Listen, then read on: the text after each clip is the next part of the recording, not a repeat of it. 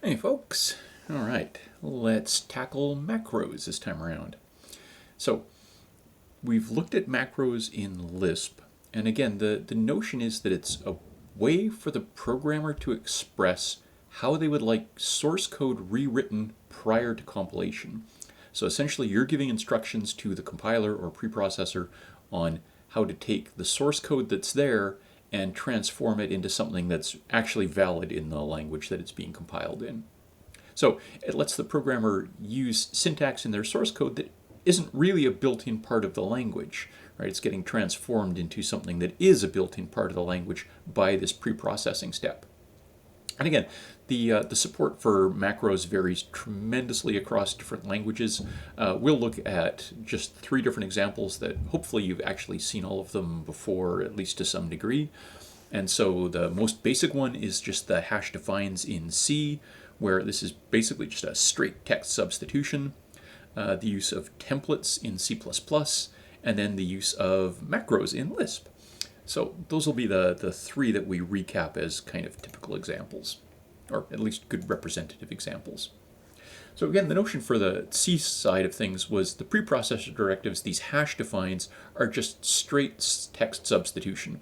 So you give a hash define, the thing that it's supposed to look for in the source code, and the thing it's supposed to substitute with. So essentially the hash define pi 3.14 means that just before compilation, it goes through all of the source code from kind of the hash define down, looking for anything that says pi and replaces that with 3.14. So just straight text substitution sometime prior to the compilation process. So if my source code contains something like x equals pi semicolon, blah, blah, blah, blah, blah, then that would get transformed into x is assigned 3.14 and the semicolon, blah, blah, blah, blah, blah. So nice and straightforward. In C, since there weren't constants, it gave the developer a chance to use something in a constant-like fashion, right? That pi the 3.14 would be substituted for pi all the way through your code. So a handy idea, we'll look at some of the ways that we can kind of expand on this and use the hash defines to get fancier behavior. Again, this isn't the same as constants, right? It's just a straight text substitution prior to compilation. It's not scoped or anything like that, although you can use undefines to kind of define things and undefine them later, but that's getting a little beyond what we'll actually tackle. So there's a bunch of these things that are predefined, a bunch of them that are built in. So if you use the double underscore file double underscore anywhere within your C code, that is hash defined to the name of the current file. So the compiler will actually go through and, if this is in foo.c, it'll replace that with foo.c. Same idea for double underscore line double underscore. It replaces it with the current line number in the file. Date replaces it with the current date. I can't remember the format off the top of my head, and time replaces it with the compilation time, I believe. And then a whole slew of others that are built in, but those are probably the most common ones. And they're handy to throw into your code for debugging statements. Right? If you want to show something that says, this cropped up on file, in file whatever, line number whatever, you can print that out. And you don't have to go through and compute it every time and change it every time you you throw in a couple of new lines in the file. The undefine, undef, allows you to undefine a previously defined item, so if you want to redefine it to something else. And you can use this in the sort of conditional approach where you say, okay, if something specific has been defined at this point, use this block of code, else if something else has been defined, use this other block of code, and then have an end if.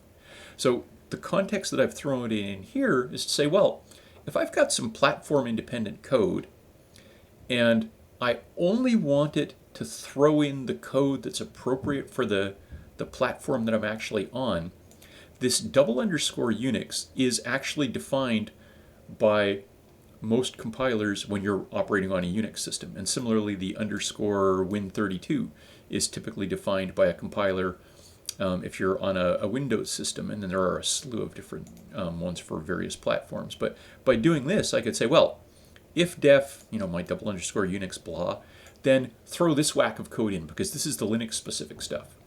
Else if, Win32 is defined, throw in this batch of stuff for the Windows specific code.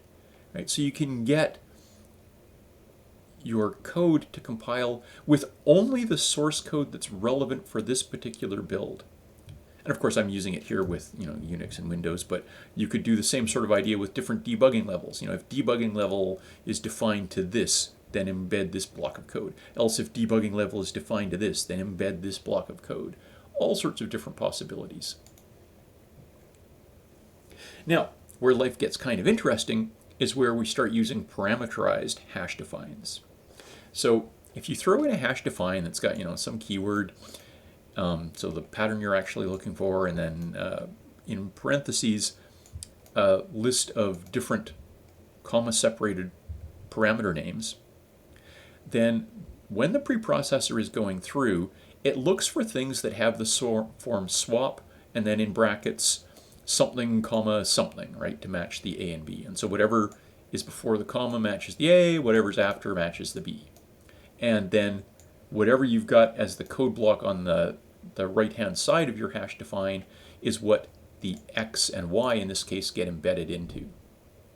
So if this is your original hash define, then we're saying replace this pattern with this block of code with the appropriate chunks substituted in for A and B here.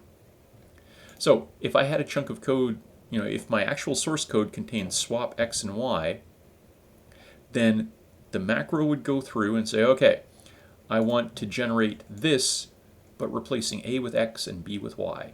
So what comes out is this, right? That swap XY comment macro turns into an open curly bracket, int temp equals X, X equals Y, Y equals temp. So I get a kind of swap behavior that I like, which is great, as long as whoever actually uses this actually is using ints for X and Y, and they aren't using anything called temp.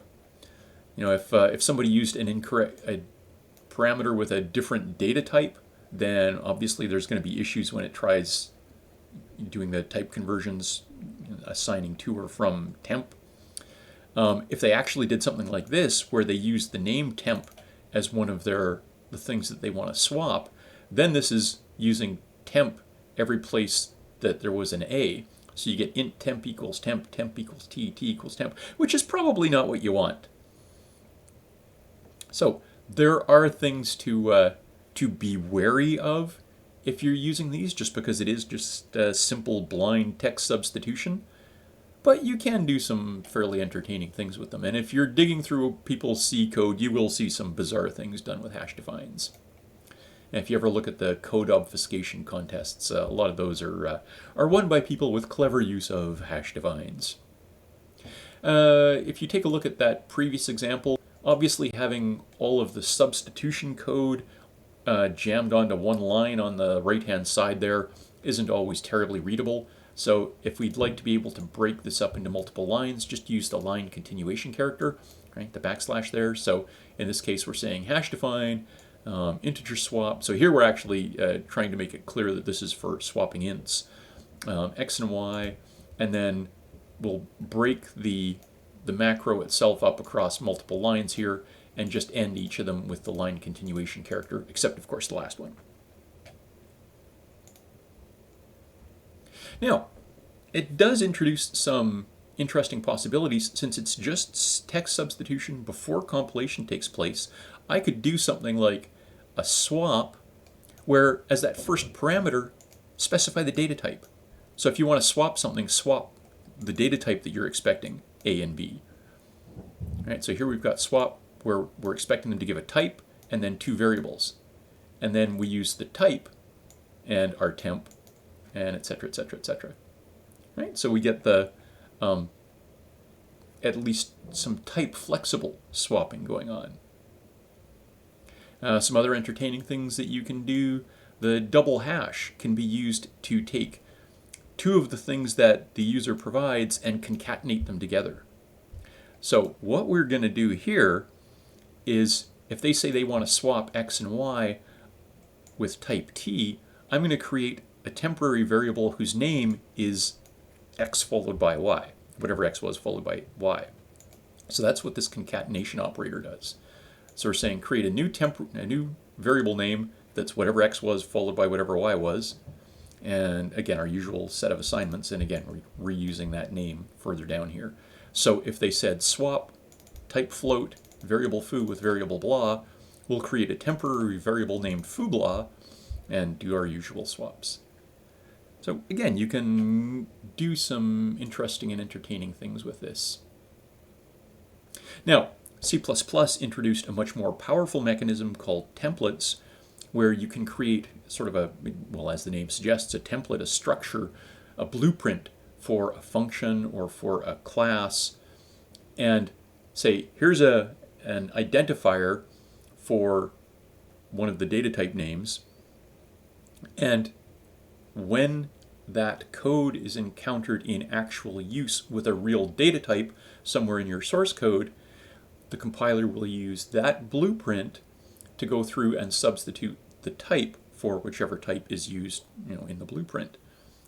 So at its most basic, this is used to create our sort of generically typed functions and classes. But we can also make use of it to get a little fancier and create functions that accept a variable number of parameters. And we can also use it to create functions that run at compile time. So these functions aren't going to run during execution. They're going to run as it compiles to compute values that will then be used during compilation. So the C++ templates can get used for some fairly fancy ideas. So I'm assuming that you're used to that kind of normal, conventional use of C++ templates. So we'll take a look at variadic functions and play with that in a lab. And we'll take a look at templated functions that execute during preprocessing. So these compile time functions can only work on constant values, right? They can't work on something that's figured out during execution because, of course, we're doing this before execution ever begins. So it can only work on constants or expressions that are all composed of constants. For parameters, for return values, essentially everything it works with has got to be constants. So there's a new data type, const expression, or const expr for constant expression. And you can go through, and what I'm going to do here is create, just to play with things, we'll define a struct, and I'm going to create a constant of that type. So I'm going to create a constant fraction here for 11/3. And I'm going to write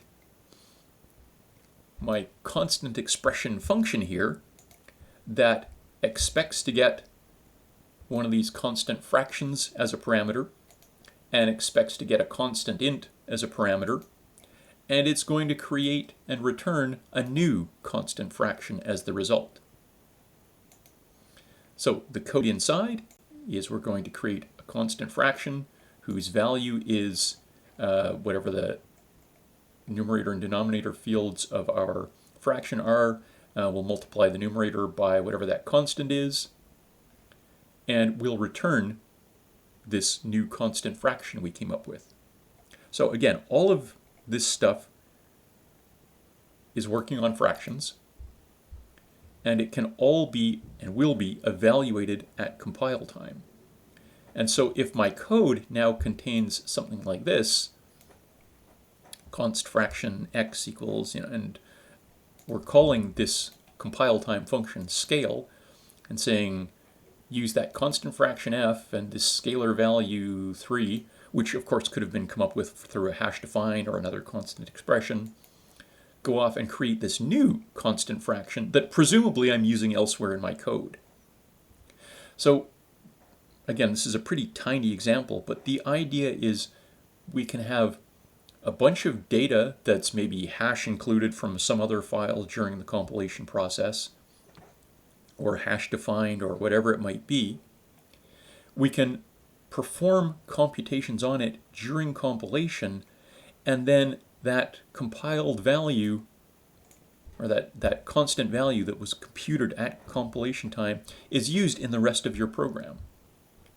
So you can get some interesting computations carried out in advance.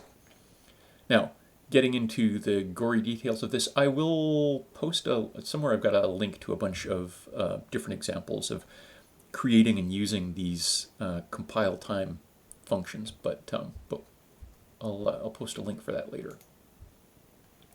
So again, theoretically, we could actually write entire programs now that can run and execute during compilation.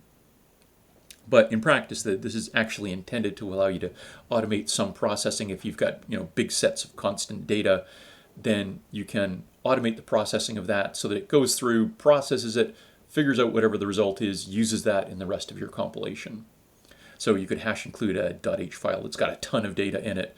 Use your compiler and compile time functions to go through and process that to come up with whatever constant value you want to use during the actual execution. So as long as you know that the data in that .h file is a constant or a collection of constants, then you can effectively do all that work at compile time and not have to force it to take place every time you execute the program.